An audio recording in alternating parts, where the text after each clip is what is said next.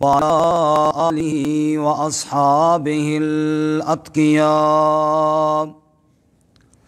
أما بعد فأعوذ بالله من الشيطان الرجيم بسم الله الرحمن الرحيم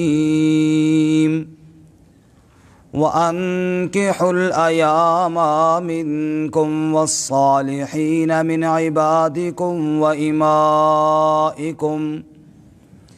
إن يكونوا فقراء يغنهم الله من فضله والله واسع عليم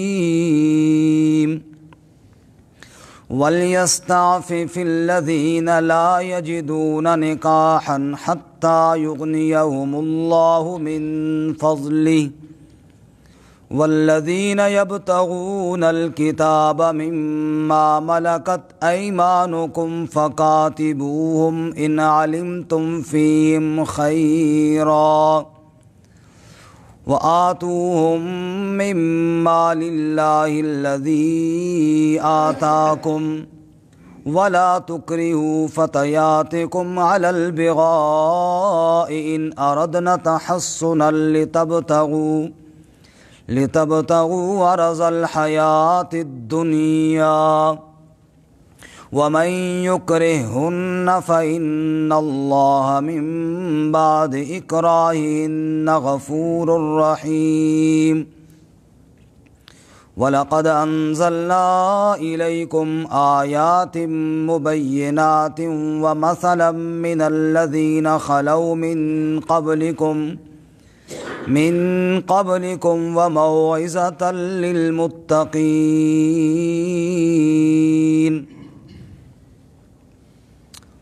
وَأَنْكِحُوا الْأَيَامَ مِنْكُمْ اور نکاح کر دو غیر شادی شدہ کا تم میں سے وَالصَّالِحِينَ مِنْ عِبَادِكُمْ وَإِمَائِكُمْ اور صلاحیت رکھنے والے تمہارے غلاموں اور باندیوں میں سے إِن يَكُونُوا فُقَرَاءَ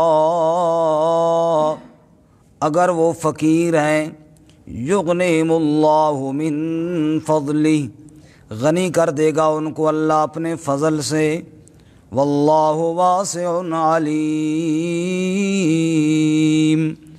اور اللہ تعالیٰ وسعت والا علم والا ہے ولیستعفف الذین اور چاہیے کہ بچیں وہ لوگ لا یجدون نکاحا جو نہیں پاتے نکاح کے اسباب حتیٰ یغنیہم اللہ من فضلہ یہاں تک کہ غنی کر دے ان کو اللہ اپنے فضل میں سے والذین یبتغون الکتاب اور وہ لوگ جو مطالبہ کریں کتابت کا مما ملکت ایمانکم تمہارے غلاموں میں سے فکاتبوہم پس ان کو مکاتب بنا لو ان علمتم فیہم خیرا اگر تم ان میں خیر معلوم کرو وآتوہم مما للہ الذی آتاکم اور دو ان کو اللہ کے اس مال میں سے جو اللہ نے تمہیں دیا ہے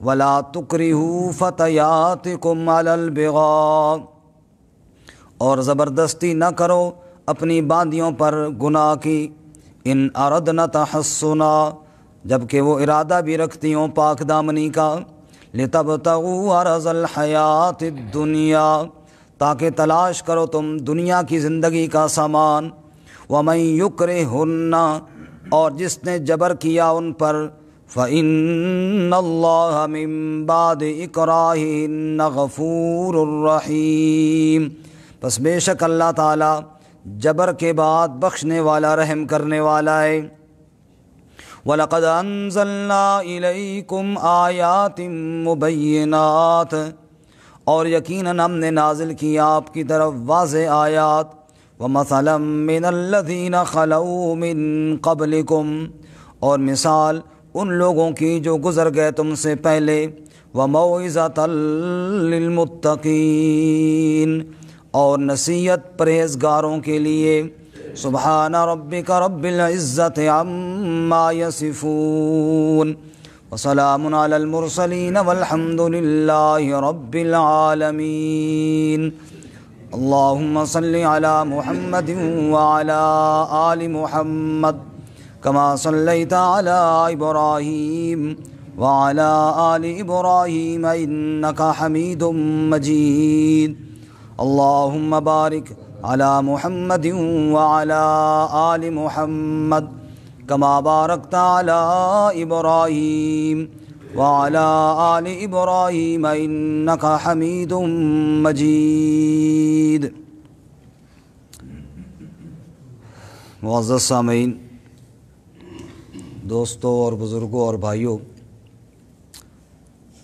سورۃ النور کا ہفتہ وار درس جاری ہے۔ اللہ تعالیٰ جو آیات تلاوت کی ہیں ان کے مطابق صحیح بیان کی توفیق عطا فرمائے، آمین۔ پھر ہم سب کو ان پر عمل کرنے کی توفیق عطا فرمائے۔ آمین۔ اصلاح معاشرہ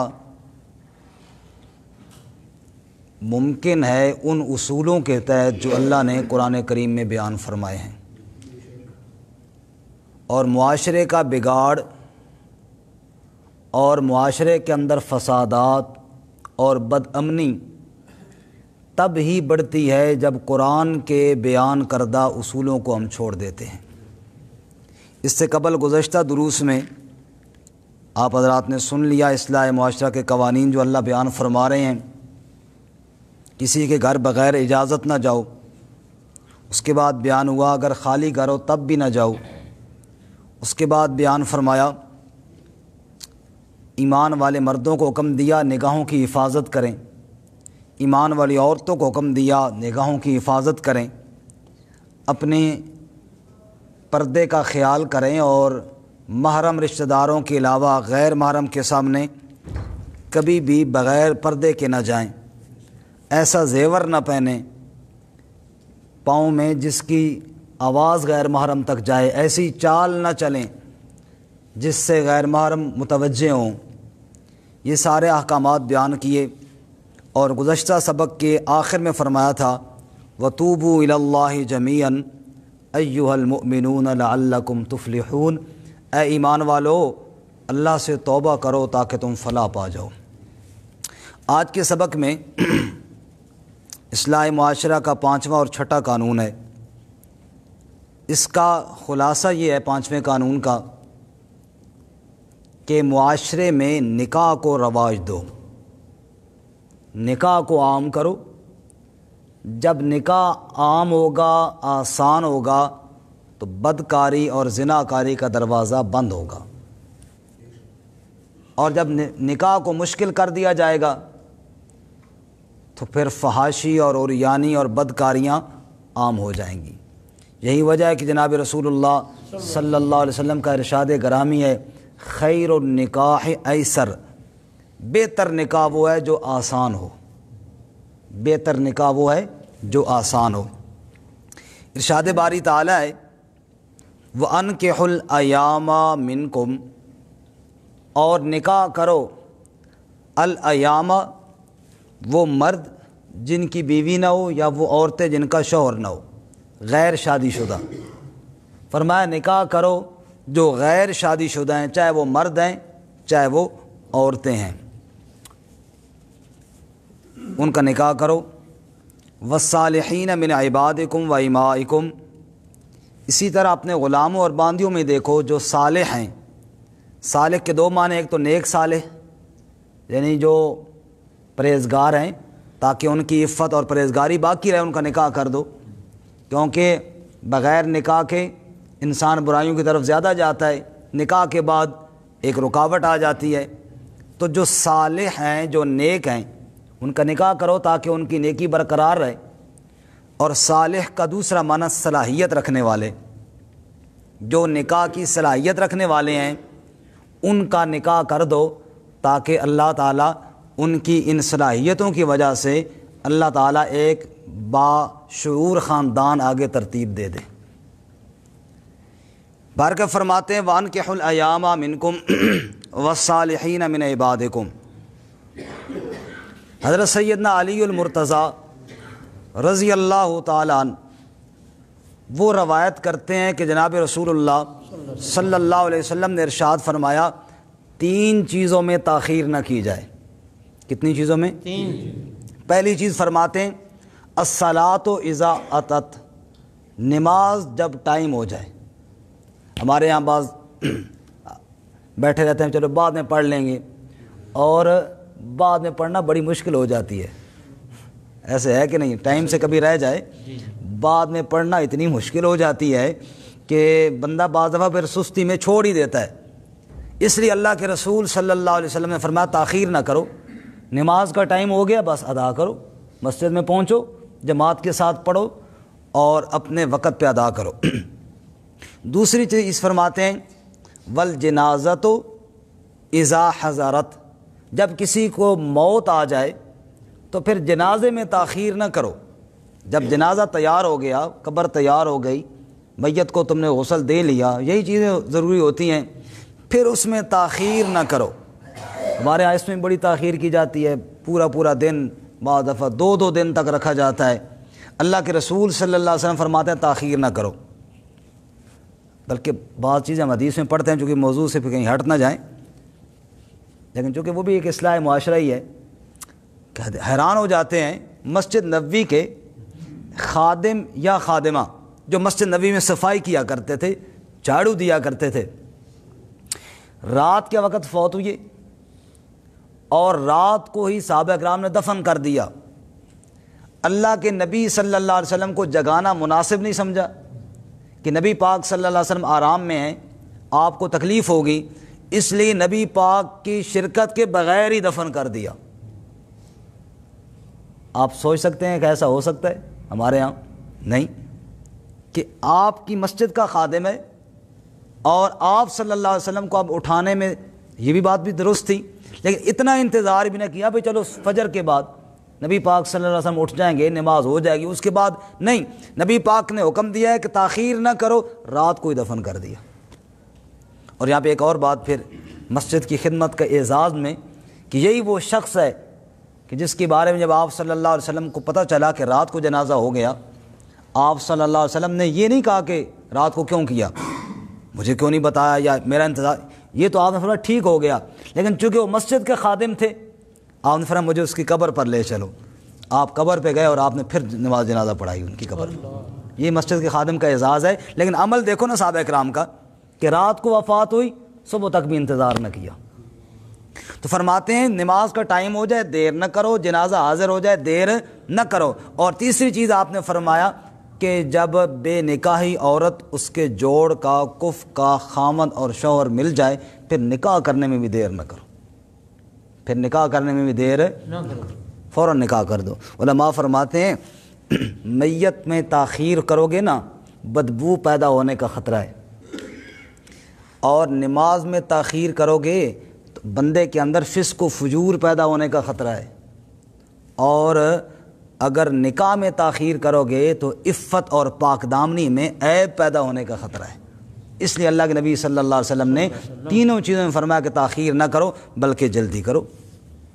اور رسول اللہ صلی اللہ علیہ وسلم نے بھی ارشاد فرمایا یا معاشر الشباب من استطاع منکم الباء فلیتزوج، اے نوجوانوں نکاح میں جلدی کیا کرو تاکہ عفت اور عزت اور انسان کی پاک دامنی محفوظ رہے۔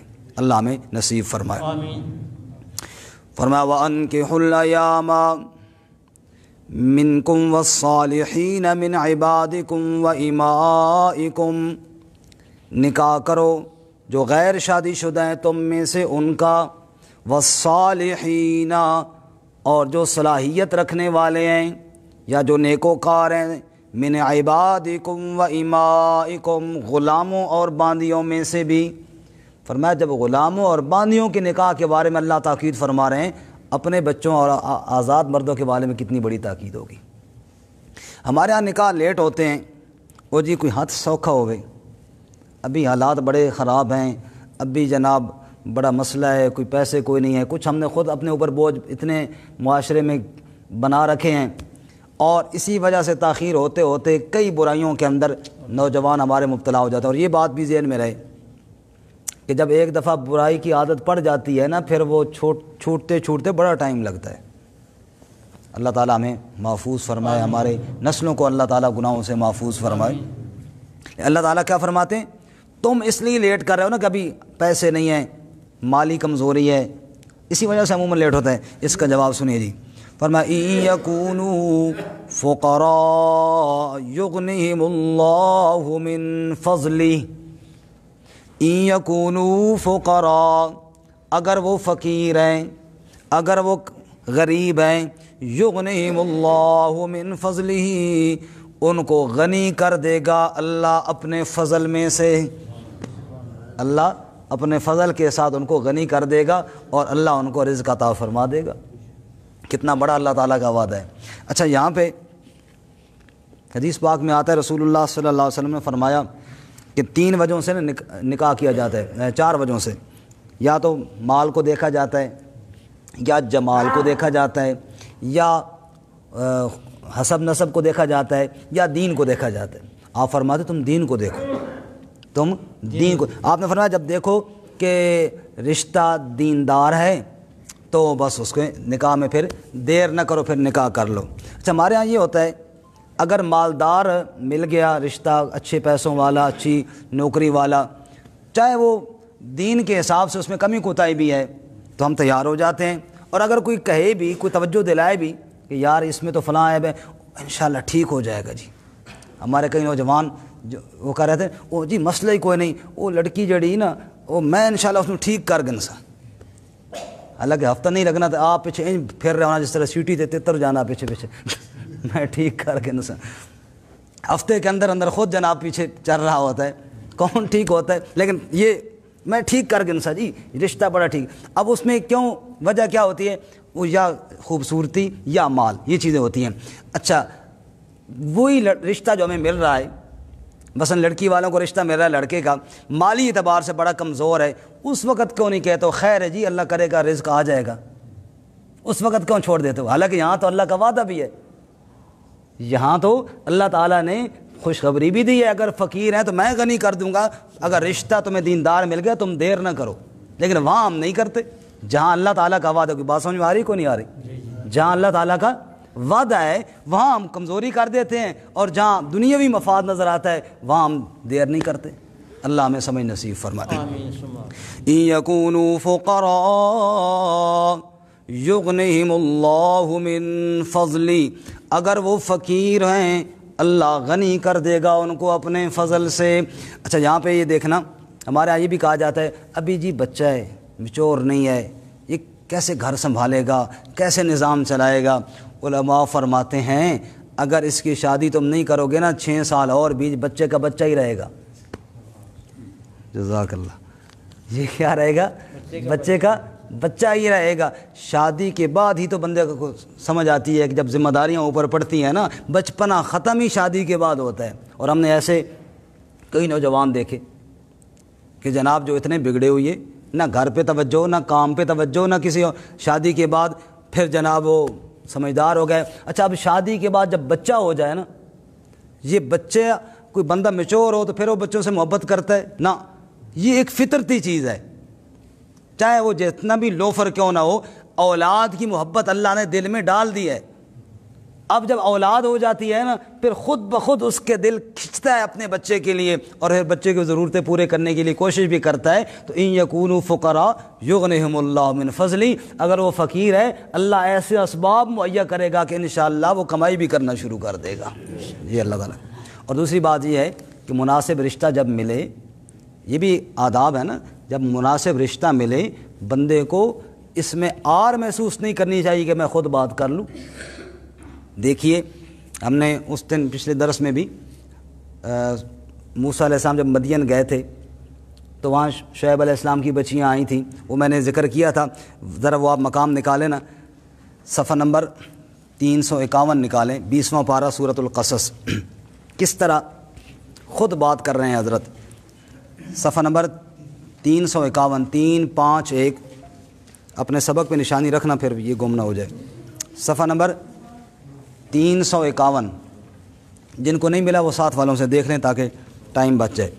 صفحہ نمبر 351 سورۃ القصص، آیت نمبر 26 ختم ہو رہی ہے، آیت نمبر 26 شروع ہو رہی ہے 20ویں پارے سے۔ دیکھنا جی، جب موسیٰ علیہ السلام مدین گئے، کنویں پہ گئے، یہ ہم نے پچھلے درس میں اس عورت کی بچی کی چال پہ کے بارے میں ہم نے پڑھ لیا تھا، کس طرح حیا کے ساتھ چلتی ہوئی آئی۔ موسیٰ علیہ السلام بیٹھے ہوئے تھے، ایک خاتون جن کو آپ نے پانی پلایا تھا وہ چلتی ہوئی آئیں اور آ کر کہنے لگی میرے ابو آپ کو بلا رہے ہیں، آپ کو اجر دینا چاہتے ہیں۔ جن کو نہیں ملا ساتھ والوں سے دیکھ لیں تاکہ جی 20واں سورۃ القصص 20واں پارہ صفحہ نمبر 351 آیت نمبر 26۔ تو وہ آئی، موسیٰ علیہ السلام کو بلا کر گھر لے گئی۔ موسیٰ علیہ السلام وہاں گئے، اب بات چیت ہوئی۔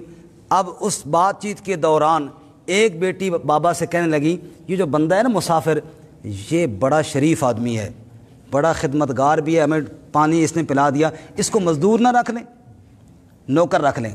اب توجہ کرنا، قالت احداہما، ان دو میں سے ایک کہنے لگی یا ابت استاجرو، اے ابا جی اس بندے کو تو مزدور رکھ لو، ان خیر من استاجرت القوی الامین، بہت اچھا مزدور ہے، قوت والا بھی ہے، امانت دار بھی ہے۔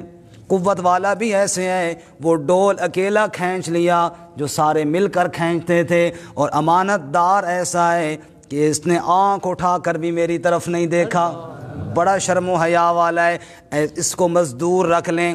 اب توجہ کرنا، بیٹی مزدور رکھنے کا مطالبہ کر رہی ہے اور باپ کا کہتا ہے، قال، حضرت نے فرمایا انی اریدو، میں تو یہ ارادہ رکھتا ہوں، ان کے حق احد ابنتی ہاتین، کہ تیرا نکاح کر دوں اپنی ان دو بیٹیوں میں سے ایک کے ساتھ، علی ان تاجرنی ثمانی حجج، اس بات پر کہ آپ ہماری مزدوری کریں 8 سال تک، 8 سال ہماری بکریاں چرائیں، میں ان دو بیٹیوں کا میں سے ایک کا نکاح آپ کے ساتھ کرنا چاہتا ہوں۔ توجہ کرنا، دیکھا رشتہ بڑا اچھا آ گیا ہے، بندہ امانت دار بھی ہے، بندہ طاقتور بھی ہے، بندہ شریف بھی ہے، اگرچہ اس کا گھر کوئی نہیں، اگرچہ اس کے پاس کھانے کے لیے روٹی کوئی نہیں ہے، روٹی کے لقمے کو ترس رہا، اجنبی مسافر ہے، لیکن بندہ بڑا شریف ہے۔ اسی بنیاد پر حضرت نے بیٹی کا رشتہ دینے کا فیصلہ کر دیا۔ قرآن کیا رہنمائی دیتا ہے کہ رشتے جو ہیں نا تم دیکھے کرو، شرافت دیکھے کرو، اس میں دینداری دیکھا کرو، جو آج ہم نہیں دیکھتے۔ ہمارے یہاں اکثر یہ چیز اٹھتی چلی جا رہی ہے، اور خود ہی کہہ دیا، انہوں نے مانگا نہیں، موسیٰ علیہ السلام نے رشتہ نہیں مانگا اپنے لیے، موسیٰ علیہ السلام کو تو ٹھکانا چاہیے تھا، اجنبی علاقہ تھا، مصر سے چل کے آئے تھے، مدین میں کوئی جاننے والا نہیں تھا، وہ ان کو تو ٹھکانا چاہیے تھا، مزدوری چاہیے تھی، لیکن حضرت نے پہلے دن ہی یہ کہہ دیا میں چاہتا ہوں اپنی ان بچیوں میں سے ایک کا رشتہ بھی تیرے ساتھ کر دوں۔ معلوم ہوا اچھا رشتہ ملے اس میں تاخیر نہیں کرنی چاہیے۔ ہم زیادہ ریجیکٹ کرتے رہتے، ہمارے معیار پہ پورا نہیں ہوتا تھا، یہ بھی نہیں وہ بھی نہیں، کرتے کرتے کرتے آخر میں پھر یوں ہی معاشرے کے اندر برائیاں پھیلتی ہیں۔ اللہ میں محفوظ ہونا ہے۔ واپس آئیے جی، میں یہ عرض کر رہا ہوں اچھا رشتہ جب ملے تو تاخیر نہ کریں۔ اچھا، اس میں احادیث میں بڑی مثالیں ہیں، اس بارے میں جو میں نے ابھی بات عرض کی، احادیث میں بڑی مثالیں ہیں۔ حضرت سیدنا عمر رضی اللہ تعالیٰ عنہ کی بیٹی ام المومنین، جزاک اللہ، حضرت سیدہ حفصہ رضی اللہ تعالیٰ عنہ، نبی پاک صلی اللہ علیہ وسلم کی زوجہ، پتہ ہے آپ صلی اللہ علیہ وسلم کے ساتھ تو نکاح بعد میں ہوا نا، حضرت عمر رضی اللہ تعالیٰ عنہ نے سب سے پہلے حضرت عثمان سے بات کی، عثمان میری بیٹی جوان ہے، اگر تجھے نکاح کی خواہش ہو تو میں حاضر، میرا رشتہ حاضر ہے، نکاح کر لو میری بیٹی کے ساتھ۔ جی حضرت عمر نے خود بات کی، حضرت عثمان رضی اللہ تعالیٰ نے معذرت کر لی کہ ابھی میرا ارادہ نہیں ہے، کوئی ناراضگی نہیں، ٹھیک ہے۔ پھر حضرت عمر نے حضرت ابو بکر صدیق رضی اللہ تعالیٰ عنہ سے بات کی، ابو بکر میری بیٹی جوان ہے اور اگر آپ کو نکاح کی خواہش ہو تو میری بیٹی کے ساتھ رشتہ کر لیجئے، نکاح کر لیجئے، آپ جیسا مجھے داماد اور کہاں ملے گا۔ حضرت ابو بکر رضی اللہ عنہ نے نہ ہاں کی نہ کی، تو عمر فرماتے ہیں مجھے اس بات پہ دکھ ہوا کہ انہوں نے ہاں نہ کیوں نہیں کی۔ چند دن گزرے کہ رسول اللہ صلی اللہ علیہ وسلم نے پیغام نکاح بھیج دیا حضرت حفصہ کے لیے، حضرت عمر کے گھر نبی پاک نے پیغام بھیج دیا، حضرت عمر نبی پاک جیسا داماد، پھر اور کیا چاہیے تھا؟ حضرت عمر نے دیر نہ کی، نکاح ہو گیا۔ جب نکاح ہو گیا پھر ابو بکر ملے عمر سے، عمر شاید آپ میرے اوپر خفا ہوں گے کہ آپ نے بیٹی کی بات کی تھی اور میں نے کوئی ہاں نہ نہیں کیا تھا۔ فرمایا بڑا سخت غصہ ہے مجھے تیرے اوپر۔ کہا مجھے بھی پتا تھا تو ناراض ہوگا، پتہ ہے میں نے کیوں نہیں جواب دیا تھا؟ مجھے پتا تھا کہ نبی پاک رشتہ مانگنے والے ہیں، میں اگر ہاں کر لیتا تو نبی پاک تیرے داماد کیسے بنتے؟ میں تیری بیٹی کے لیے اچھا رشتہ آ رہا تھا مجھ سے بھی بہتر، اور اگر اس وقت میں تجھے بتا دیتا یہ بات تو نبی پاک کا راز تھا، نبی پاک نے میرے ساتھ تو بات کی تھی لیکن یہ تو نہیں کہا تھا نا آگے کسی کو بتا دو، اس لیے میں چپ ہی کر گیا۔ میں نے کہا عمر ابھی ناراض ہوگا، بعد میں چلو بتا دیں گے، اس لیے عمر خفا نہ ہونا۔ عمر کہتے مجھے، نے کہا واہ ابو بکر تیری کیا کہنے، تو نے تو میرے لیے بہت اچھا سوچا، میں بھی خفا ہو رہا تھا تیرے اوپر۔ ایسے وہ لوگ تھے، اچھی بات، اچھا رشتہ، اور کس طرح بے تکلف ہو کر بات کرنے والے۔ اللہ ہمیں بھی ایسا اخلاص نصیب فرمائے، اللہ ہمیں بھی یہ سچا معاشرہ نصیب فرمائے۔ قرآن کریم میں ہے رسول اللہ صلی اللہ علیہ وسلم کے لیے جو خاص قوانین ہیں نا، ان میں ایک یہ بھی قانون ہے، وَامْرَأَةً مُؤْمِنَةً ان وہبت نفسها للنبی ان اراد النبی ان یستنکحها خالصۃ لک من دون المؤمنین۔ اگر ایمان والی کوئی عورت نبی پاک صلی اللہ علیہ وسلم سے یہ کہے یا رسول اللہ میں آپ کے نکاح میں آنا چاہتی ہوں، میں اپنی جان آپ کے لیے ہبہ کرتی ہوں، کیونکہ اللہ کے نبی کی بیوی بننا کوئی معمولی بات تو نہیں ہے۔ نبی پاک کو اللہ نے فرمایا اگر آپ چاہیں کوئی عورت یوں اپنی جان پیش کرے تو آپ چاہیں تو کر لیں، نہ چاہیں تو آپ پہ ضروری نہیں ہے۔ حدیث پاک میں آتا ہے ایک عورت حاضر ہوئی اس آیت پر عمل کرنے کے لیے، یا رسول اللہ میں آپ کی بیوی بننا چاہتی ہوں، اگر آپ کو حاجت ہے اور آپ چاہتے ہیں تو قبول فرمائیں۔ آپ صلی اللہ علیہ وسلم نے فرمایا کہ مجھے تو حاجت نہیں ہے۔ ایک صحابی نے کہا یا رسول اللہ مجھے بڑی ضرورت ہے، اگر میرے ساتھ نکاح کر دیں۔ آپ صلی اللہ علیہ وسلم نے فرمایا ٹھیک ہے، اور عورت سے پوچھا، انہوں نے کہا جی یا رسول اللہ جیسے آپ فرمائیں، میں تو آپ کے سامنے آئی، آگے جو آپ میرے لیے بہتر سمجھیں، اگر آپ بہتر سمجھتے ہیں تو ٹھیک ہے۔ اتنا انسان کے ماں باپ خیر خواہ نہیں ہوتے جتنے اللہ کے رسول خیر خواہ ہیں۔ اگر آپ فیصلہ فرما دیں کہ میرا نکاح اس کے ساتھ ہو جائے مجھے قبول ہے۔ اچھا آپ نے فرمایا چل بھائی تیری شادی کراتے ہیں، مہر کے لیے پیسے ہیں؟ کہا یا رسول اللہ کوئی نہیں۔ مہر کے لیے پیسے؟ گھر تو سوچے ہی نہیں نا، جس کے لیے ہم 10 سال لیٹ کرتے رہتے ہیں، گھر کا تو تصور ہی کوئی نہیں۔ آپ نے فرمایا مہر کے لیے پیسے ہیں؟ کہا جی کوئی نہیں۔ آپ نے فرمایا التمس ولو خاتما من حدید، اور ڈھونڈ کہیں سے کوئی لوہے کی انگوٹھی مل جائے، کچھ تو لے کے آ اللہ کے بندے، تیرا نکاح کراتے ہیں۔ آگے صحابی کا جواب ہی چٹا جواب، کہنے لگے یا رسول اللہ ما عندی الا ثوبی، یہ جو کپڑے پہنے ہوئی ہیں نا ان کے علاوہ کچھ نہیں میرے پاس، اور یہ جو کپڑے ہیں یہ ہیں۔ آج میں تیرے کپڑوں کو ہم کیا کریں جو تو نے پہن رکھے ہیں؟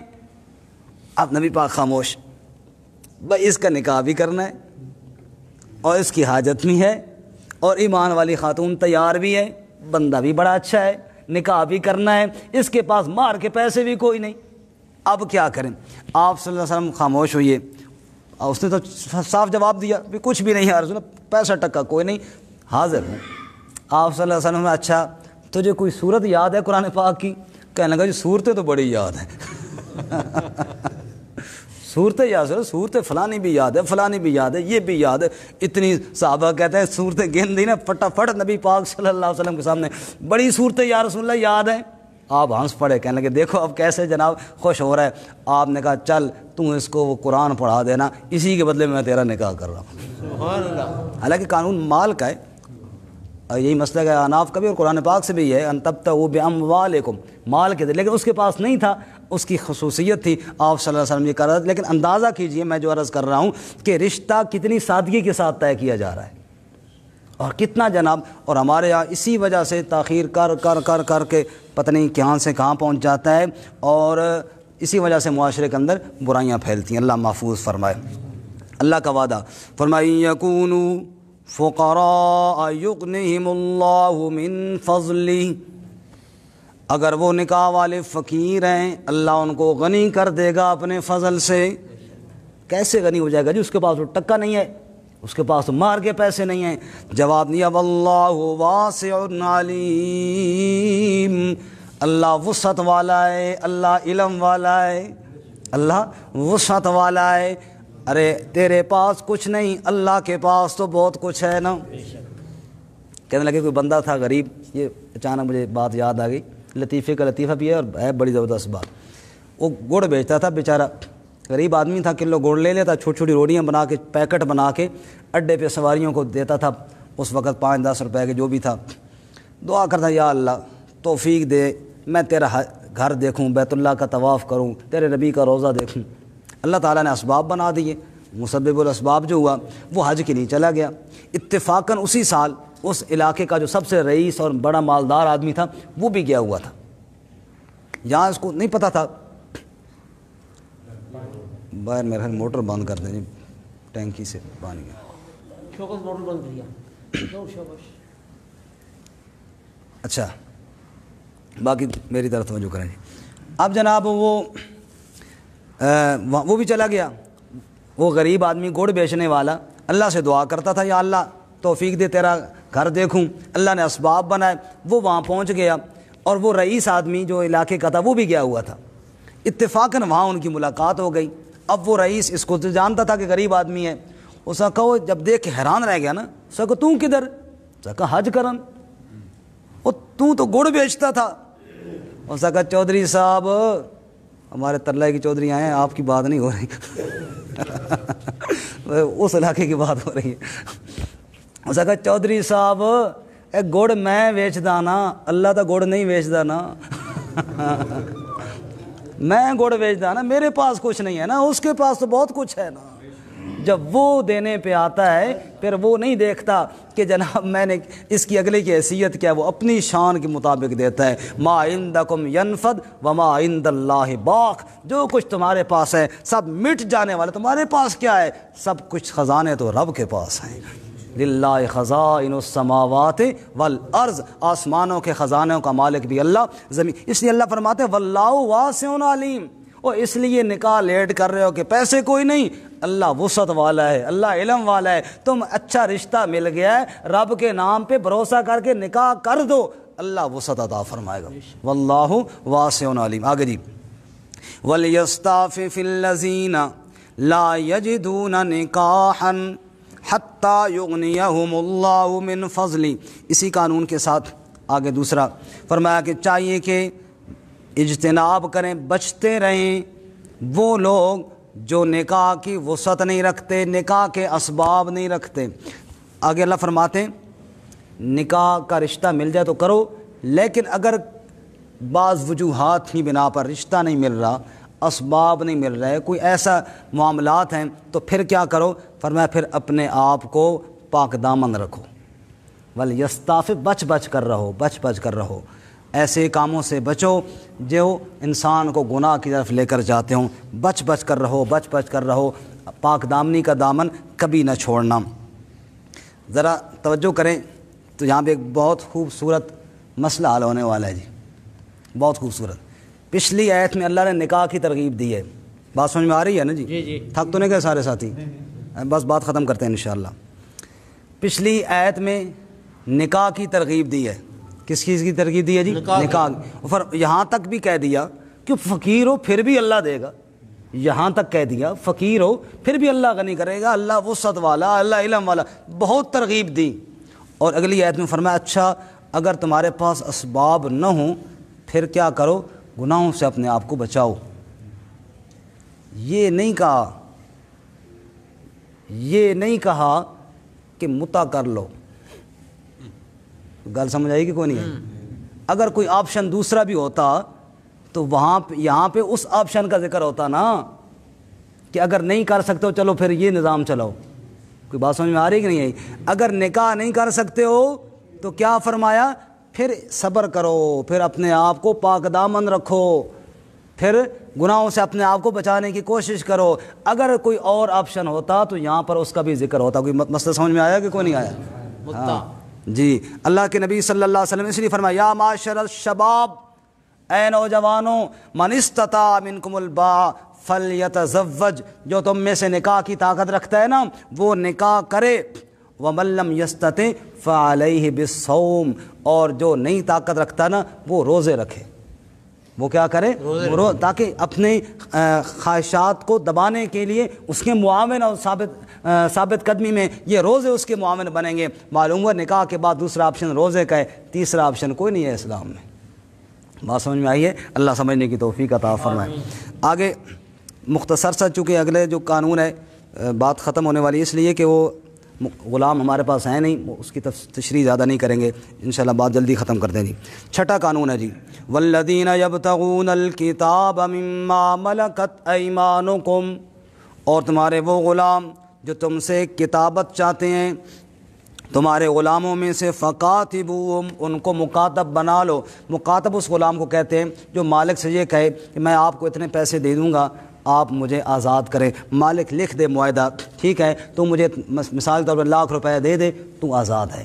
تو اب اس کو مالک اجازت دیتا ہے کہ مزدوری کرے، کمائی کرے، اور مجھے یہ ₹1,00,000 پورا کر دے، آزاد۔ فرمایا ٹھیک ہے یہ معاہدہ کر لو، کوئی حرج نہیں ہے۔ آپ جانتے ہیں نا قیدی جو ہوتے تھے اسلام سے پہلے ان کے ساتھ ظلم و ستم ہوتا تھا، اور پتہ نہیں کیا سے کیا۔ اب قیدیوں کا ایک صورت تو یہ تھی ان کو جیل میں بند کر دو اور ان کو کھلاؤ پلاؤ، اور جناب کیا ہے جناب سارا بوجھ سرکاری خزانے پہ، جیسے ہمارے یہاں بھی قیدیوں کا سارا بوجھ گورنمنٹ پہ ہوتا ہے نا جی ان کو۔ اسلام نے اس کا متبادل ایک نظام پیش کیا کہ فرمایا کہ ان کو مجاہدین پر تقسیم کر دو، مجاہدین پر تقسیم کر دو، اور وہ ان کے خادم بھی رہیں گے، اور ساتھ ساتھ اللہ تعالیٰ نے قیدی آزاد کرنے کی ترغیب بھی دی ہے، جیسے یہاں پر مکاتب کی ترغیب دے رہے ہیں۔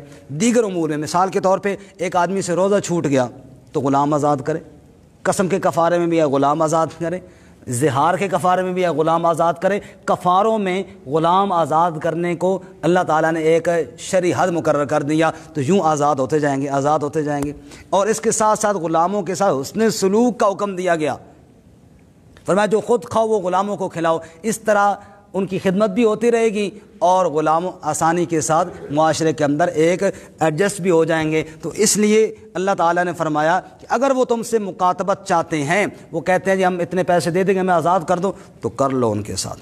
فرمایا فقاتبوہم، ان کو مکاتب بنا لو، ان علمتم فیہم خیرا، اگر تم ان میں کوئی خیر دیکھتے ہو تو۔ خیر کا مطلب تمہیں لگتا ہے کہ یہ سچ بول رہا ہے، یہ وعدہ پورا کرے گا، اس طرح نہیں کہ اسٹام لے کر بھاگ ہی جائے۔ جیسے ہمارے ہاں بعض لوگ ادھار مانگتے ہیں، ادھار کی بڑی فضیلت ہے، اور پھر لے کر ایسے غائب ہوتے ہیں کہ نظر ہی نہیں آتے، زندگی ترس جاتی ہیں آنکھیں ان کو دیدار کے لیے، پھر نظر ہی نہیں آتے۔